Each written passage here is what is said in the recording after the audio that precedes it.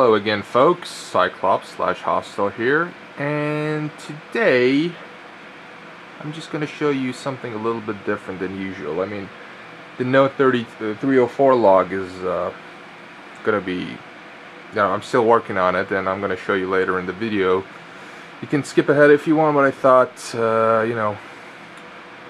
why not just show you guys what I'm running myself at this moment in time. So, what you can see, the case, ignore the garbage or rubbish around the place, just the case is, this is my LAN rig actually. It's where I take it to places, although I haven't been into any LAN events in a couple of years. I just thought I'd build something portable, because I don't like laptops. I mean, I know it's sounds like a stupid thing to say, but I do have a laptop.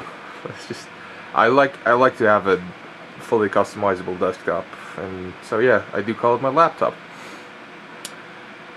To start off with, the case is an NZXT or NZXT Vulcan, which I don't think is in production anymore. Maybe it is, limited quantities, but it's quite an old case.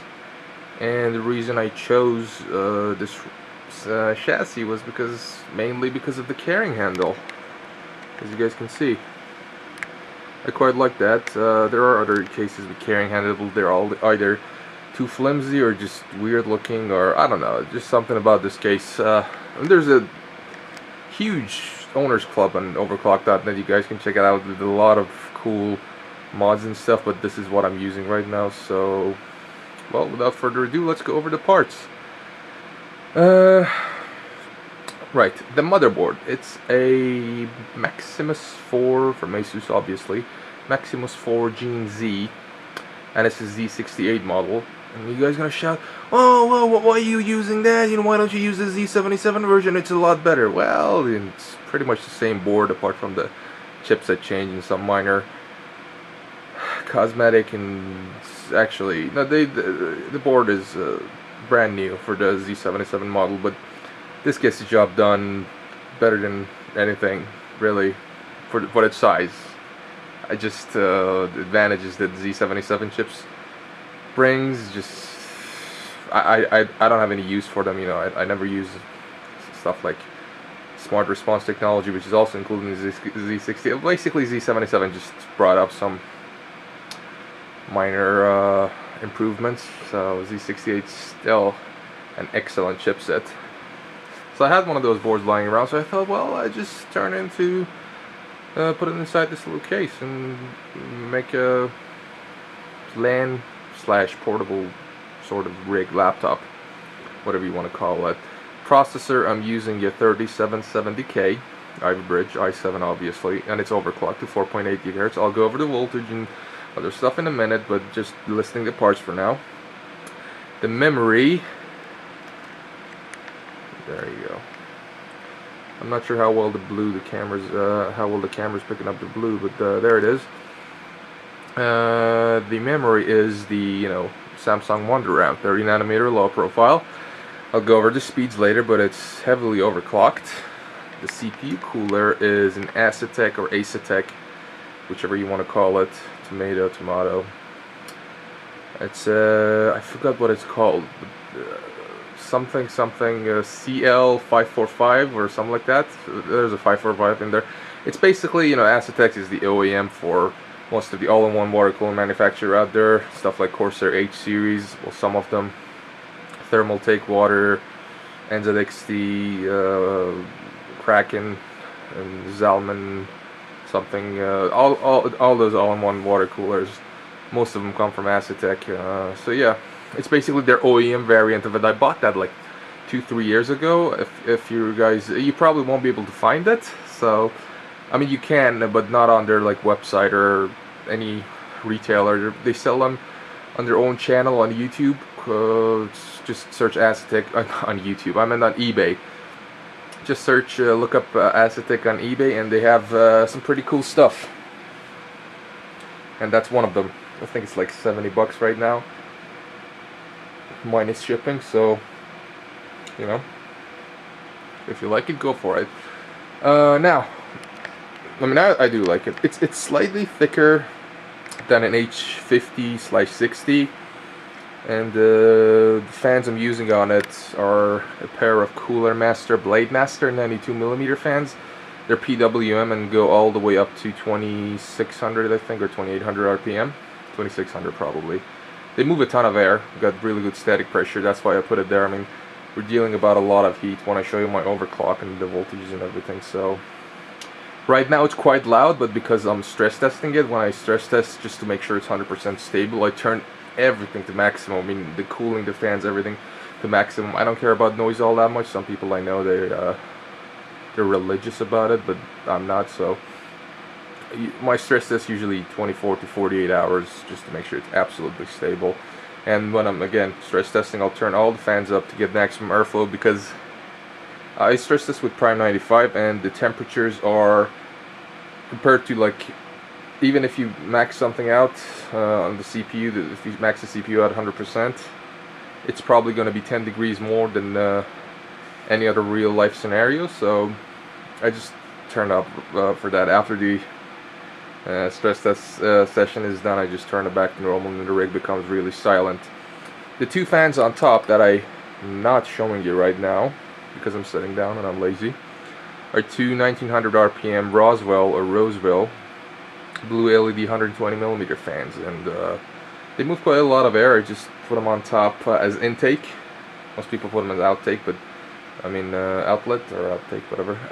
Exhaust, yeah, that was the word I was looking for. But I've turned them around using them as an intake, just to bring more air to the motherboard, the MOSFET heatsink and whatnot. And the gear gets exhausted pretty well anyway, those fans. The 92mm Blade Master fans are pretty good. The graphic card, here's the interesting part. It's a Gigabyte GTX 680 OC edition. I'll go over the clocks later. Thank you, cell phone. But the funny thing is, well, yeah, it is funny. It's, when I bought it, brand new, was like $500, and I mean, it's a $500 graphic card. It's really high end, and I mean, you could say, oh, GTX Titan's better, but you know, this is the flagship contender versus the 7970 from AMD. You guys know what I'm talking about. The PCB is blue. It's horribly ugly. So to counter that, I looked at getting a backplate, which I did. And incidentally, the backplate is an EVGA. If it focuses, yeah. Thank you. Yeah. So does it say EVGA? Yeah, there you go. There's the EV. It's a Gigabyte. It's quite a funny thing. Gigabyte EVGA GTX 680, which is one of a kind, really. Anyway, better gloss over this quicker. We got a HX 650 power supply from Corsair. This is the earlier version. I think it's 80 plus bronze or silver. I think it was bronze. Very reliable power supply. Never had problems with Corsair ones. Hard drives. Two Seagate Desktop 3 terabytes. They're not in RAID, so I got 6 terabyte of just undiluted storage. I do have a lot of files, you know, the porn and everything. And no, seriously, it's a lot of Steam game backups and movies and stuff. It's like, no, it's my portable fortress. So I gotta. It's not. It's about half as much storage I got on my desktop, but still holds a lot of data. You might be saying, oh, well, all that power, where's your SSD? Well, there is an SSD behind the motherboard tray, because I didn't want to, well, it's not 100% clean looking build, mainly because of a 24-pin power connector for the motherboard. I didn't want to use extensions. There's barely any room at the back of the case to bunch up all the cables and whatnot. But yeah, there is a 128 gig Vertex 4 from OCZ, which has the latest firmware 1.52 something. It's a pretty quick drive. It's not the quickest, but it's very good. And for my usage, it's more than enough, really. I mean, yeah, I could put another one, put in RAID 0 and be like, wow! But it's fine for now. Oh, and the 120mm Roswell fans, I've already reviewed them like eons ago. Cell phone, I swear, the whole day, haven't got anything, and now, as soon as I start recording, people just keep bugging me. Okay. Yeah, so it's not the perfectly clean, tidy looking system, but I did my best with the limited space that I had. I should mention that you can't see the 24-pin motherboard connector. 8-pin CPU EPS connector. It's also unbraided and looks ugly. I'm glad it's out of the way. But anyways, I haven't filled those hard drive spaces yet. Maybe in the future, but probably not. The front fan is a Cougar Vortex CF or CF V1200 something. I think it was CF V12 HP. It's a PWM 800 to 1500 RPM. I'm using 7 of those in my main rig, and I would not recommend them actually. The reason I'm using it, or the reason I don't recommend them, is because when you turn them around, when you're putting them horizontally in your case, they make an awful noise. It's just something about the bearing, and they don't like being upside down, so it makes an awful noise. But when you have it in the vertical position, like I have there, there's no problem. So they're good fans. It's just the bearing, it's killing me. It's just it turned out the way that I don't even turn my 120mm fans in my rig anymore, which are those original. They're awful. Just make a horrible noise. So yeah, funny choice, but that's fine when they're vertical. What else? Yeah, well, that's about it. No DVD writers or optical drives. Don't need them. Okay, well, what else is there to say? Okay, yeah. So there's also another fan which you can't see. It's right in front of the hard drive base. There's actually no official or physical mount for it. I just stick it with sticky tape or double-sided tape to the front of a chassis underneath the front shroud, just to cool the hard drives. It's not really needed, but another intake. It's an 80mm fan of some unknown origin. I just found it and it was quiet, so I slapped it on anyway. It moves a bit more air, helps. And the front is dust filtered, so don't have that much problem with dust. And so is the power supply. I'm not doing a case review, but I'm just informing you. And what else? Yeah, so the case has an integrated fan control up front. I'll show you in a minute. It has only 2 channels that can control 2 fans each, so 4 fans total. The 2 top fans are connected to 1 channel, and the 2 front fans, one of which you can't see, to the other channel. And the 2 fans on the processor cooler is connected to the motherboard, PWM. And okay, I'm gonna take you off the tripod now, so I hope you won't throw up. There we go to see the front of the case. Yeah, so those are the blue LED fans. I'm gonna turn them down a little bit, the fan control all the way down. See, they dim, and now they're pulsating. It's kind of cool effect. So the rig can actually become really quiet when I want it to. So the front panel is here are your 2 fan controllers, 2 knobs. The front I/O doesn't have USB 3, which is kind of a bummer, but I barely use it anyway, so it doesn't matter. So yeah, that's about it for this rig. Ow! And going to the clocks. Actually, you know what? I've been rambling for roughly 14 minutes now, so I'm just gonna make this a dedicated video and not bother tying it up to the Node 304 build. Yeah, such a loony. Okay, yeah, so that's about it for the physical aspects. Now for the software. Prepare to be amazed. Okay, so I'm stress testing it right now, and as you can see, Prime 95 is running. Large FFT has been running since 11. Am I right? Yeah, 11, and it's just 5:30 right now. So 6 hours, give or take. And those are all the threads. Core i7 now. Prepare to be astonished. Look at the voltage I'm running it on. 1.448 on a 3770K. Now you're gonna say, Cyclops, are you mad? You're gonna kill your chip. Well, look at the temperatures. Maximum I've got is 86 degrees. 86 degrees, 1.45 volts. Well, yes, as you guys know, I pioneered the idea of, well, I didn't pioneer, I kind of stole the idea of removing the integrated heatsink from the processor, replacing it with a better TEM. So temperature drop was massive. Now I should mention I used to run it, I have ran this processor at 4.7 gigahertz at 1.38 volts for about 4 or 5 months now, and the temperature shot up to 95 degrees. I was using the MX4 TEM, but now I've switched to Cool Laboratory Liquid Pro, and that stuff is amazing. It is just, it's amazing. The temperatures, you can see for yourself, 1.45 volts, 85 degrees. And it's not only that temperature is impressive for that kind of voltage, look at the CPU cooler that's running it. A tiny 92mm acetic unit. So yeah, guys, if you really want performance out of your chip, you gotta open it up. I mean, you're gonna avoid your warranty, so, you know, don't hold me responsible, but I just can't live without it, you know, horrible temps.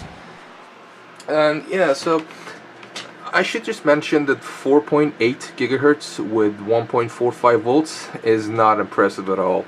I know chips that can do 5 gigahertz with 1.35 volts and below, so this is a particularly bad chip, and I'm punishing it accordingly. So if it dies, it's not gonna die, it might degrade, but as soon as I see signs of degradation, I usually just knock 100 megahertz off the core clock and drop back the voltages to stop the degradation. Some people do the opposite, crank the voltage up, so that would just kill the chip quite faster. I mean, for Sandy Bridge, 1.45 to 1.5 volts. I've been running those chips all along, like all year long. Usually nothing happens to them. Some people say, well, don't go over 1.4 volts, it damages the chip. Well, it might do in like 5 years, but I'm not gonna be keeping it that long. So yeah, 1.45 is extremely high for Ivy Bridge, and without that thermal interface exchange, it wouldn't have been possible. And I know it's a terrible processor, 4.8.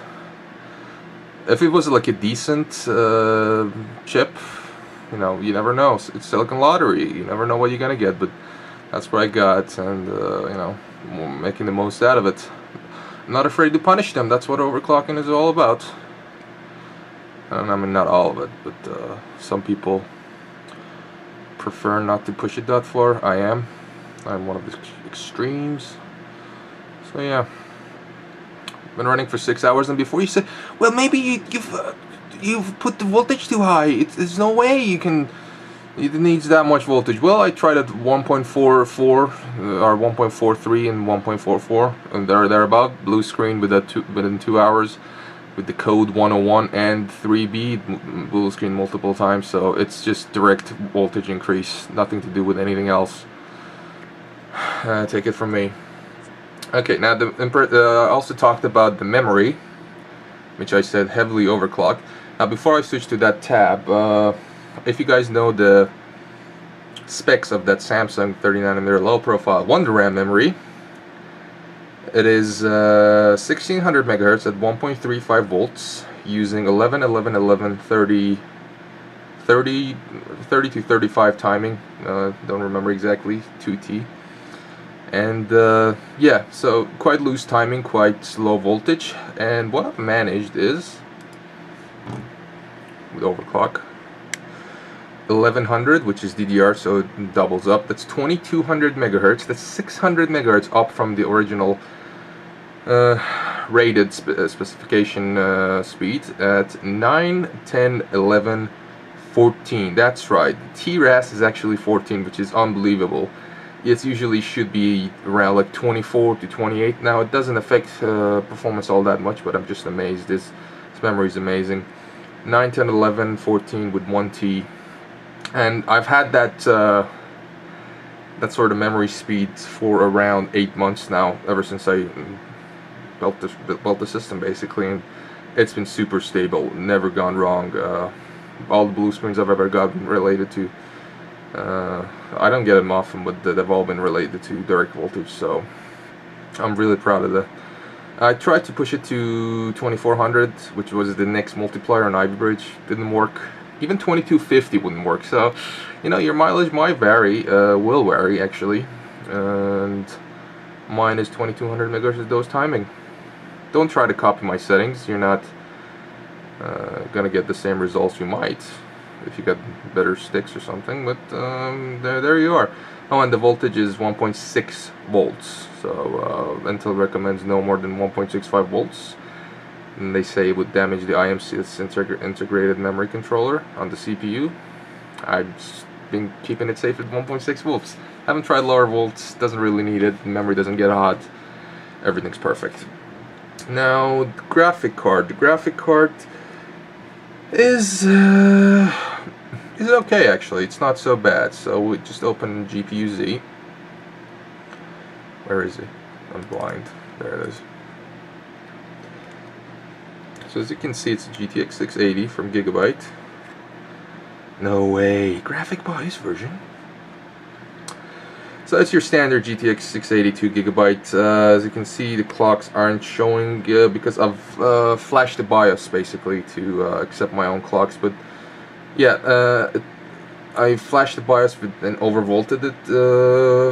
I think the standard maximum is 1.175 volts. It's now running at 1.121 volts, so slightly over. Well, it's not really going to kill the card. The cooling's amazing. And yeah, and with that kind of voltage I managed to get it to 1306 megahertz under load in any application. The cooler is good enough to keep the card's temperature below 65 at all times. Really good cooler. And yeah, the memory is also running at 1725 or 6900 megahertz effective.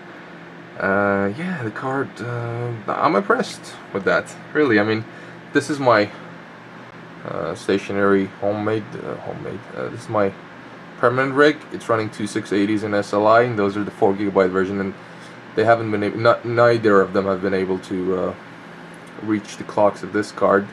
Although those are reference design with just double the memory, so they didn't have bin chips. I don't blame that much. But yeah, for single card 1300, it's not bad. It's not the best. It's not really great, but it's really good.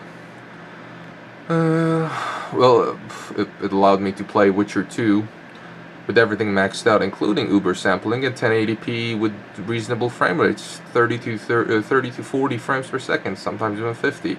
You know, if you guys played Witcher 2, you know how crippling the Uber sampling is. And yeah, what else is there to talk about? I think I covered pretty much everything about my LAN rig. And yeah. Don't want to start rambling. Yeah, I wanted to mod the GPU just to add more cooling to it. Basically, attach H60 to the GPU. I've been looking for a bracket, and yeah, might do that. It's not gonna affect the clocks. This is pretty much as good as it gets, but you know, it's just that itch you get that you want to mod something or improve something, even though the cost doesn't justify it. Still, you know, it's what we do. Okay, well, that's that done. Sorry guys, battery died.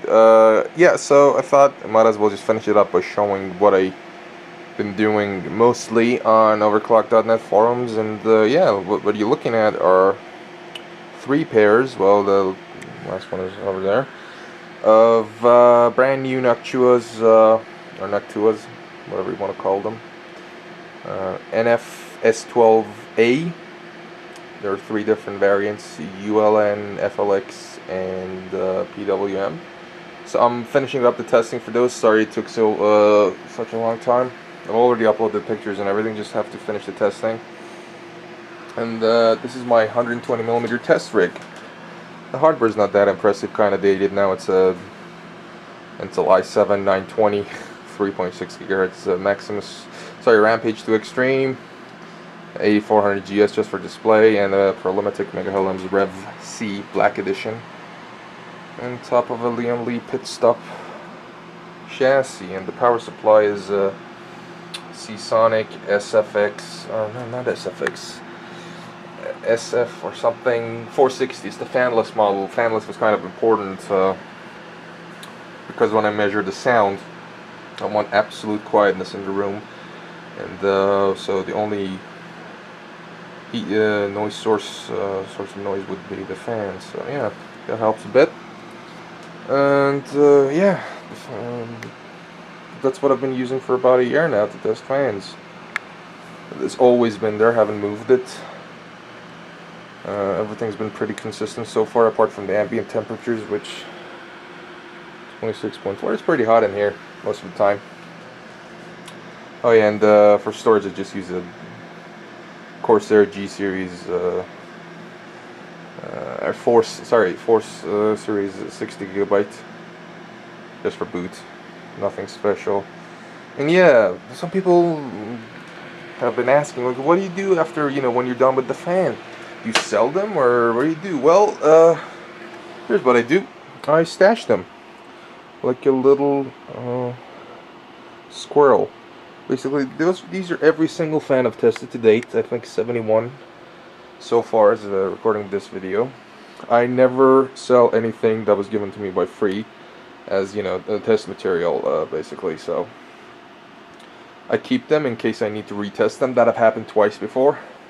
I changed something in the rig that I had to retest all the fans. It's a pain in the butt, but just for that single reason, I can't get rid of them. Plus, I might end up making a water-cooled rig and test the fans on them. So yeah, I'm not gonna sell them or get rid of them or use them in the system. They're gonna be there forever. And these are some of the fans I haven't tested yet. All those are Noctuas are getting tested soon. Some other ones, Corsairs and Fractal Design. There are also a ton more in here that I've yet to have time. Okay, so yeah, these are the Delta fans. The Delta sent me. There are 8 pairs in there, 16 fans total.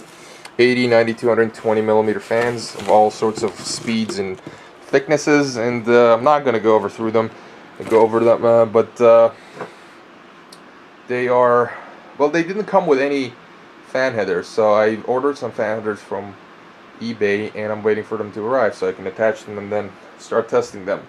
And this is the pile that gets the last priority because I'm not under any sort of timeline with them, and not under pressure, but there's a ton of fans in here. Just needs to be tested. Got Phobia, Performance PC sent me these. Gonna go over them. And those are all the 6 of them. They're from Noise Blocker. They're the Bionic Loop. They're every single model, but there's a problem. They only sent me one of each, and I need a pair to complete them. I emailed them back a couple of times. I haven't heard anything from them, so I'd love to test them, but just need another one. Come on, Noise Blocker. What are these? Thermal take. Well, in case you're wondering, yeah, I do get a lot of them for free, but like these, most of them in this pile, I bought with, well, money. I mean, you can't ask everyone to give you free stuff. Even if you do, they're not going to reply, but yeah. So what else do we have? Some, oh, Cooler Master Turbine. I've been looking to test these for a while. They look really interesting, partly because they got like 16 blades, which is kind of unique. Also got, ooh, Entech. Too cool. Oh, not too cool for me. Some of their Silverstone fans. Too cool. 140. Yeah, okay. I think that's about enough. Let's see. Yeah, pretty much covered it. Yeah. This pile, which is massive, is for another future project. In case you've noticed, I mean, you have noticed, there are CPU coolers of all sorts of origin. Most of them, well, 90% of them I bought from with money. A couple of them I got them for free, sponsored, but this is my next project. If I ever have the time, I've been piling up CPU coolers, like 15, 20 of them. Well, I mean, my title is the fan man, so I thought, got a lot of these, might as well start reviewing them too. Well, I don't really do reviews, I just test them and give a subjective opinion. Or objective? Which one is it? Yeah, well, I wish I went to school. Yeah, so I give them my brief opinion, then just give you all the data. You guys can draw whatever conclusion you want from it. So yeah, there are a ton of CPU coolers there, Noctua's Cooler Master, even a couple of water coolers, Zellman. Yeah. If I ever get the time and resources to make a build, I'm thinking about just getting a normal chassis, testing each of them individually. I haven't decided on methodology yet, but I'm thinking test each cooler as it is, just with whatever came with the cooler, and then after the stock results, I'm just gonna use my own TIM and my own fans. So there's gonna be a, let's say, like, I'm gonna keep 3 Noctua and FF12s for any kind of situation on the 120mm heat sinks, and I don't know, like MX4 as CPU thermal paste, and use them on each and every CPU cooler just to see how good, just how good the CPU cooler itself is without, you know, basically trying to eliminate as many variables as I can. So yeah, I mean, like, a lot of you know that Noctua NHD14 and Thermal Right Silver Arrow are 2 of the best tower air coolers that are out there, and they just basically trade blows. So if you look at all the benchmarks and reviews, they're all like within 2 degrees of each other. Sometimes Noctua's on top, sometimes the Silver Arrow. My understanding has always been Noctua. Well, the thing is, the fan design, the P14 on the Noctua D14 and the other one, and I think they also use a P12. I know I'm just throwing random numbers and letters at you, but in my mind they all make perfect sense. So sorry about the confusion, but yeah, I've always maintained that, I mean, I've never shared the opinion with public, but that's my opinion, that Noctua makes the better heatsink in case of the D14, but the Thermal Right makes the better fan that can push more air. So I always thought that it's probably true. If you use the Noctua cooler with the Silver Arrow fans, you're gonna get the best of both worlds. But you know, we never know until I actually get both of them and test them. And seeing as it's really hard to find Thermal Right products in Canada, and they don't answer the damn emails, well, it's just kind of difficult to get a hold of one. Not that I got a D14 right now, but you know, might be something for the future. But yeah, going completely on a tangent. That's about it. Oh, and the little guy is a TX850. That's the first generation TX Corsair, and I used that in the 120mm test rig for a while before I quickly switched to the fanless 80 plus gold power supply from Seasonic. That one started ticking now, and by that I mean the whatever graphic card I use on it and whatever test, it starts to you know, the coil whine. So it's on its way out, but for now at least, this is Cyclops. Oh, and these are all the used heatsinks I got. I got a ton of junk. Ton of it. And those are all graphic cards. Just sitting there waiting for Lucifer to pick them up. But yeah, this is Cyclops, or Hustle, whatever you want to call me, with different handles. And I'll see you guys in the next one. And as I turn around, I see that I forget something, and this is it. This is the side panel for the NZXT Vulcan, and as you can see, I've got a fan attached to it. It's not the most elegant way to attach it. I did have the 200mm fan from NZXT. You can attach to the side panel, but unfortunately there's no room thanks to that cooler protruding.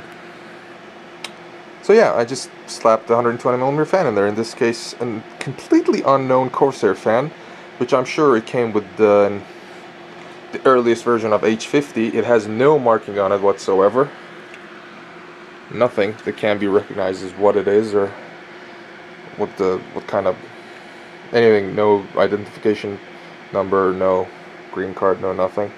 So yeah, it's a PWM fan. I just hook it up, and